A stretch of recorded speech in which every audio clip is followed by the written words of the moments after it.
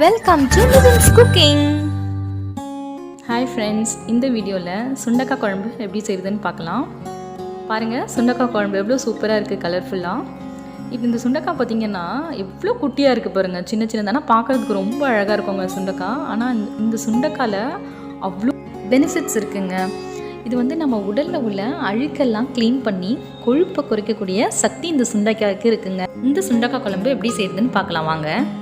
இதுக்கு தேவையான இன்க்ரீடியன்ட்ஸ் என்னென்னு பார்த்துக்கங்க, நான் கொடுத்துருக்கேன் இதில்.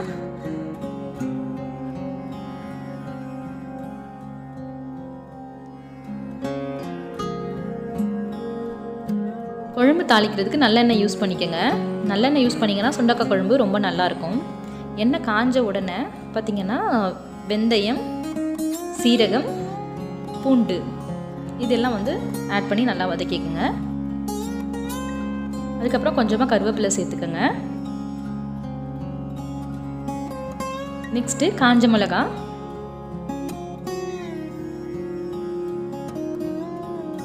அடுத்து பார்த்திங்கன்னா இந்த சுண்டைக்காயை நல்லா நசுக்கி எடுத்துக்கோங்க. அப்போ தான் வந்து இது குழம்புல அந்த ஃப்ளேவர் வந்து உள்ளே நல்லா இறங்கும். அந்த காரம், உப்பு எல்லாமே அப்போ தான் நல்லாயிருக்கும் சுண்டைக்காய் சாப்பிட்றதுக்கு. பார்க்குறது குட்டியாக தாங்க இருக்குது இந்த சுண்டைக்காய். ஆனால் வந்து என்னென்ன விட்டமின்ஸ் இருக்குது தெரியுமா இதில்? பார்த்திங்கன்னா விட்டமின் ஏ, சி, இ இருக்குங்க. இதில் விட்டமின் சி வந்து நம்மளுக்கு ரொம்ப முக்கியமானது, நோய் எதிர்ப்பு சக்திக்கு ரொம்ப முக்கியங்க. ஓகே, நெக்ஸ்ட்டு வெங்காயம் ஆட் பண்ணிக்கலாம். வெங்காயத்தை நல்லா வதக்கிக்குங்க. நல்லா வதங்கினதுக்கு அப்புறமா வந்து நம்ம இந்த சுண்டைக்காயை சேர்த்துக்கலாம். அதில்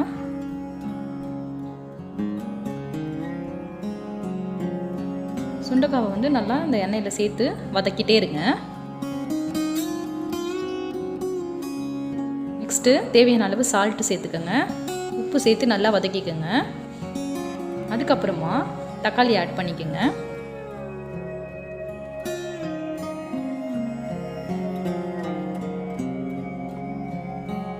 தக்காளி நல்லா வதங்கினதுக்கு அப்புறமா மஞ்சத்தூள், குழம்பு மிளகாத்தூள், தேவையான அளவு சில்லி பவுடர் ஆஃப் ஸ்பூன் போடுங்க போதும். நல்லா வதக்கி விட்டுக்கோங்க. இது கூட காஷ்மீரி சில்லி பவுடர் போட்டுக்கோங்க. போட்டிங்கன்னா குழம்பு நல்லா கலர்ஃபுல்லாக இருக்குங்க.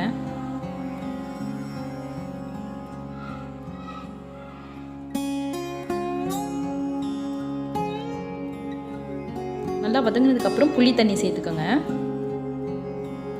உங்களுக்கு எவ்வளோ குழம்பு வேணுமோ அதுக்கேற்ற மாதிரி புளி தண்ணி சேர்த்து நல்லா கலரி விட்டுக்கோங்க.